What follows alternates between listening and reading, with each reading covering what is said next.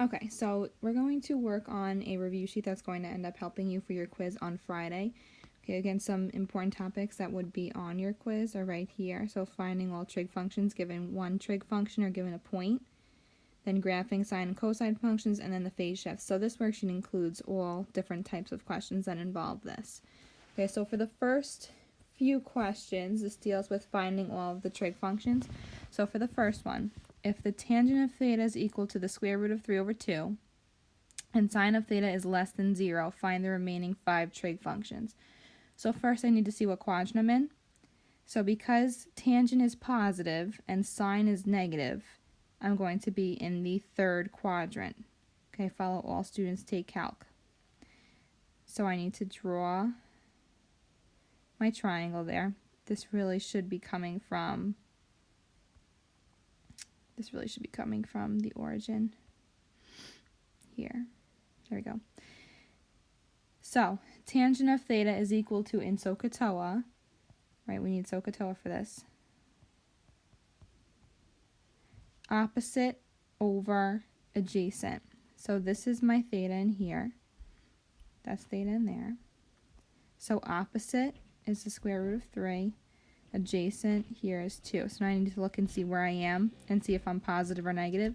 So because I'm going backwards on the x-axis, this is negative. And because I'm going down, this is also negative.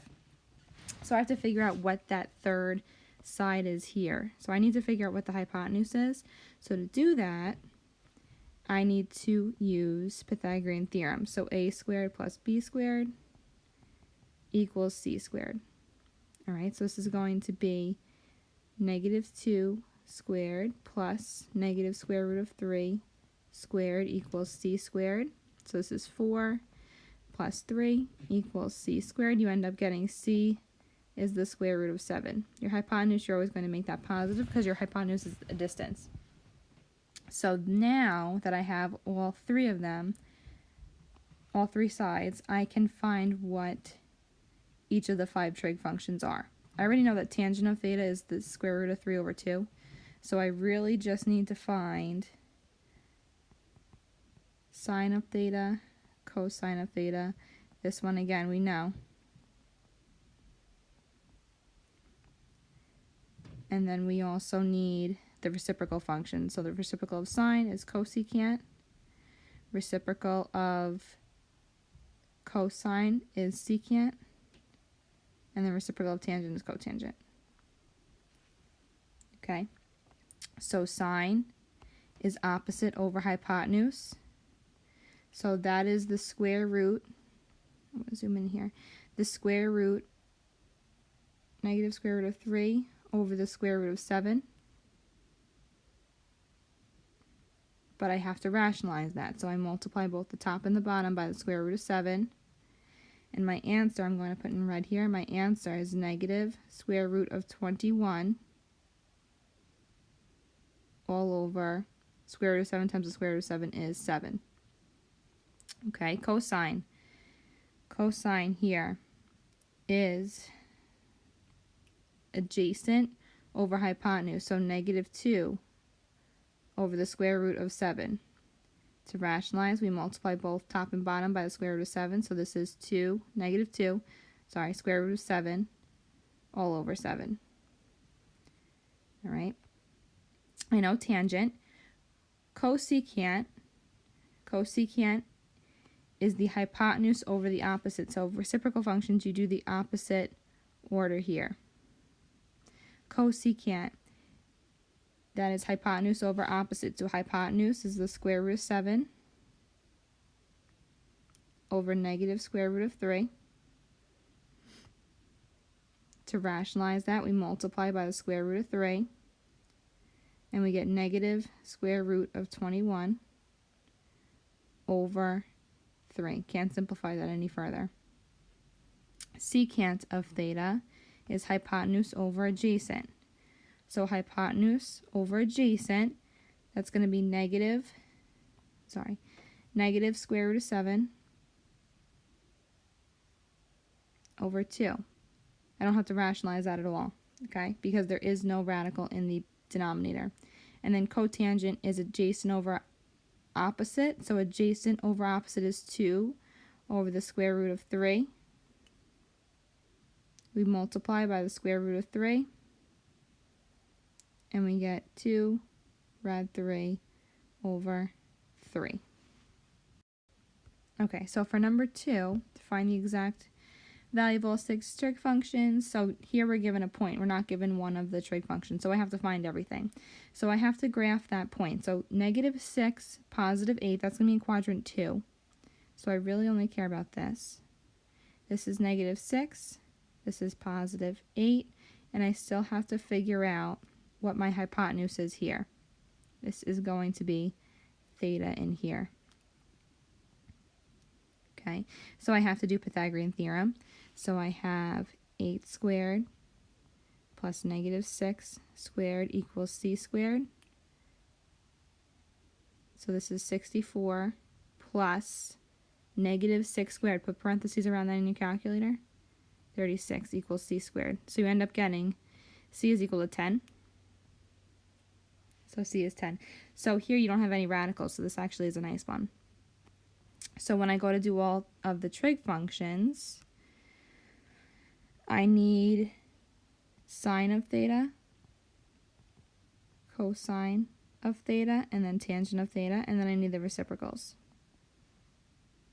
So sine of theta, sine is opposite over hypotenuse, so opposite over hypotenuse is going to be 8 over 10, which is really 4 over 5.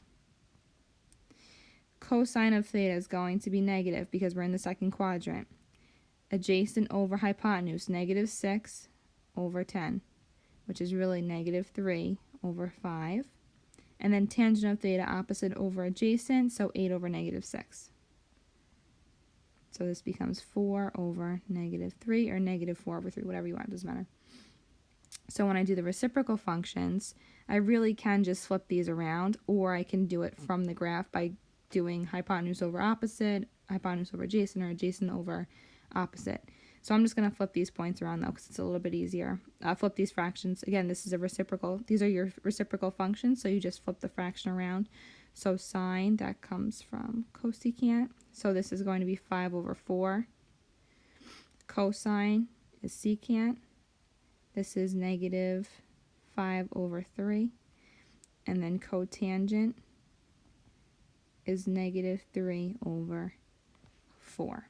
Okay, if you do that, again, if you do that from the right triangle that you drew, it should end up being the same answers either way. Okay, and now let's slide down to number 3. So number 3, you're given a reciprocal function. So we still have to figure out where it is though. Secant, so secant here is positive. Quadrant 4, down here. In here, this is my theta. Secant is the reciprocal of cosine. Cosine is adjacent over hypotenuse. Okay, so secant is hypotenuse over adjacent. So the hypotenuse is the square root of 14. And then adjacent is 3.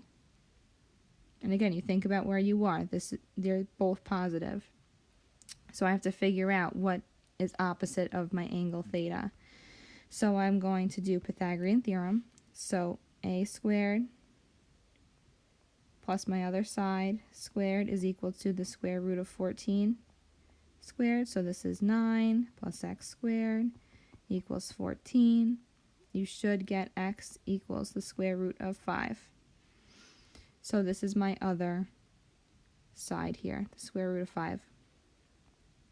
So now when I find all 5, okay, again, I'm already given that the secant of theta is the square root of 14 over 3. So I need to find sine of theta. The sine of theta, opposite over hypotenuse. Opposite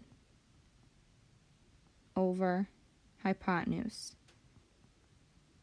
Okay, this is actually going to be negative square root of 5 because we are going down. So I have to rationalize this, so I multiply by the square root of 14. This gives me negative square root of 70 divided by 14. For cosine of theta, that is adjacent over hypotenuse. So that's going to be 3 over the square root of 14. We need to rationalize, so we multiply by the square root of 14. So this is 3 square root of 14 all over 14. Tangent of theta, opposite over adjacent. So opposite over adjacent. And this one actually works out pretty nicely. So now I need to find the other two. I need cosecant of theta. So cosecant is hypotenuse over the opposite. So this is the square root of 14 over the negative square root of 5. So I multiply. Let me change colors here. I multiply by the square root of 5. And I get negative square root of 70 all over 5. The secant I know already. Secant of theta is the square root of 14 over 3. And then the cotangent of theta, that is adjacent over opposite. Adjacent is 3 over opposite is negative square root of 5. So I rationalize by multiplying by the square root of 5. So this becomes negative 3 radical 5 all over 5. Okay, so that does the trig functions for you. So you need 3 pieces of information. You need the amplitude. The amplitude here is 2. You need the midline. That's going to be y equals negative 3 to y. And then you also need the period. Period is 2 pi, always 2 pi divided by the number of cycles, so it's 2 pi over 3 here. So now when I go to graph it, first I'm going to do the y-axis. So for my y-axis, my midline is y equals negative 3. So I'm going down 1, 2,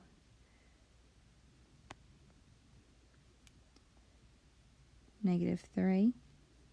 So I'm going to make a dashed line here.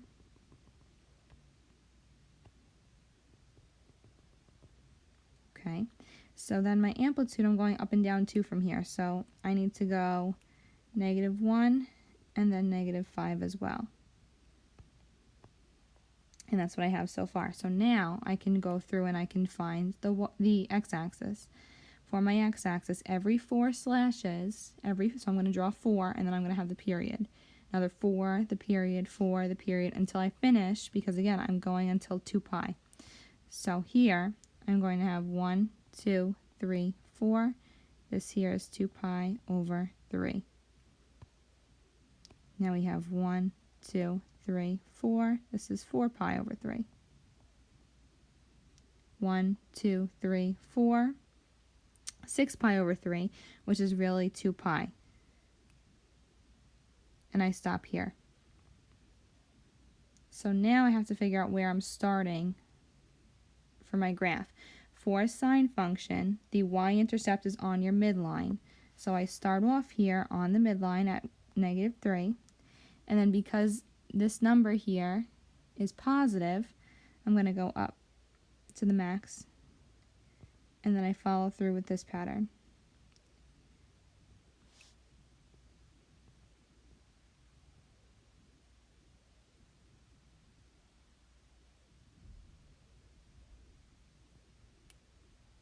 And this is my function.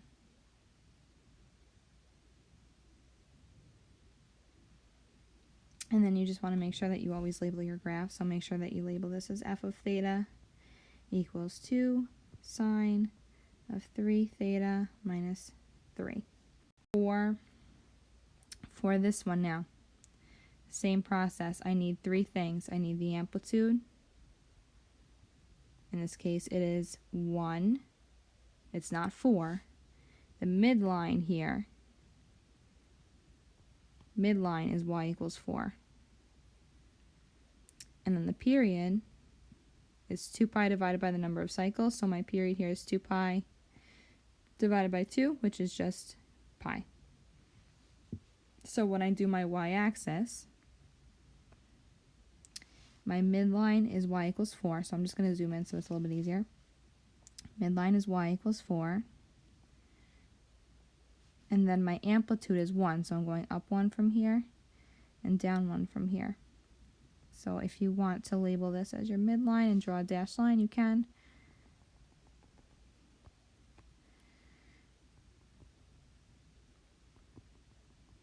X-axis, the period here is pi, so I draw 4 slashes. 1, 2, 3, 4, that's pi. 1, 2, 3, 4, 2 pi. Stop there. That's it. So now when I go to draw this, the sine, right, this is the sine function.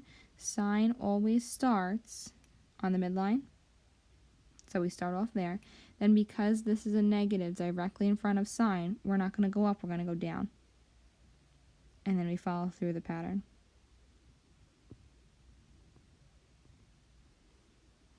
And this is what your graph should look like.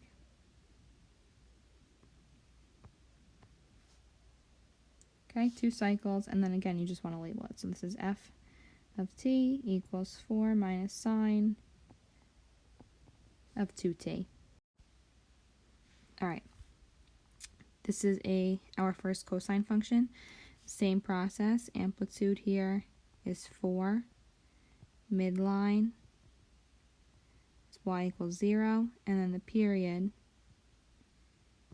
is 2 pi over 4, which is really pi over 2. So my y-axis, my midline is y equals 0, so that's nice. And then I'm going up and down 4 because my amplitude is 4. So I have 1, 2, 3, 4. 1, 2, 3, negative 4. Then for my x-axis, every 4 slashes is the period, so every 4 slashes is pi over 2. So I have 1, 2, 3, 4. This is pi over 2. 1, 2, 3, 4. 2 pi over 2, which becomes pi when you simplify it. Then 1, 2, 3, 4 is 3 pi over 2. And then 1, 2, 3, 4, 2 pi. My midline is my x-axis, so that actually is pretty nice for us. When I go to start this, cosine starts at the amplitude. Because the 4 here is positive, you're going to start above the midline. So you start up here, and then you come down, midline up, midline down, midline up, same pattern all the way through until you get to 2 pi. So this should look like this.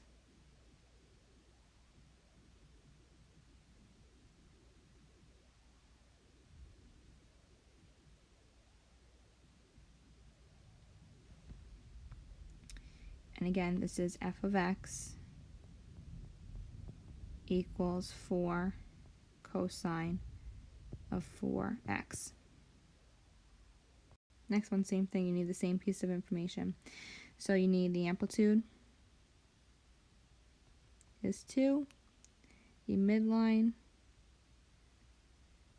is y equals 3. And then the period here is 2 pi over 1, or just 2 pi. So first let's do the y-axis. So midline is 3. So you're going up 1, 2, and then the amplitude is 2. So from here you're going down 2 to 1 and up 2 to 5. So you want to draw a dashed line for your midline. And now we have the x-axis. Every 4, this is obviously 0. Every 4 slashes is the period. So we have 1, 2, 3, 4, 2 pi, and that's it. Because again, we're graphing this on our given interval. So cosine starts at the amplitude. Because this is negative, we start below the midline. So we go down to 1. And then we come up again, and then midline, and then down. And that's it for this function. Because again, you stop at the last slash. Don't keep going. So this is f of x equals negative 2 cosine of x plus 3. Okay, and then the last thing that you could see on your quiz deals with the phase shift. So if you remember, the equations for these functions I'm just going to put the sine one up here. It's the same thing though for cosine. You have either plus or minus the amplitude times the function, the number of cycles, and then you have x plus or minus your phase shift, which is c, plus or minus the midline. So you need to factor out any number, any coefficient that is in front of your variable to figure out what the phase shift is. So for this first one, I want you to tell me the phase shift of this function. So I need to factor out this number here. I need to factor out a 2. So everything else stays the same. This is f of theta equals -3 plus 4 times the cosine. But now when I factor out this 2, I'm going to divide everything by 2. So 2 theta divided by 2 is theta, plus 2 pi over 3 divided by 2. So if you want to do that in your calculator, you can. You would do 2 over 3 divided by 2, math enter, enter, and you just include pi in your answer. You should get pi over 3. Okay, so this has a phase shift. This is going to the left because it's plus, left, pi over 3. Okay, for the second one here, determine the phase shift of this function. So same thing, I have to factor out any number that's in front of my variable. So I have to factor out this 3. So this stays f of theta equals 2 times the sine of 3. 3 theta divided by 3 is theta, plus, when I take 3 from 9 pi over 2, you are left with 3 pi over 2. So phase shift left 3 pi over 2. Okay, and then this last one down here. Here I have to factor out this 2. So I have f of theta equals 2 sine. I'm taking out a 2. That way I'm left with just theta plus. So this one's a little bit trickier. So you can either do this in your head or you can do it in your calculator, whatever you want to do. But you would need to do 1 over 2 divided by 2. And you get 1 over 4. And then you put a pi in your answer. So you have plus pi over 4. Okay? Because again, think about if you come down here to check your answer, when you multiply this back out, you should get whatever the original function was. So this is 2 theta plus 2 pi over 4, which is really plus pi over 2, which is what we needed it to be. So this here is going to be a phase shift left pi over 4. Remember, if this here is plus, so let me just make a note on the bottom. If you are adding, that goes left. If you are subtracting, that goes right. And that is it. Let me know if you have any questions. Feel free to email me. Have a good night.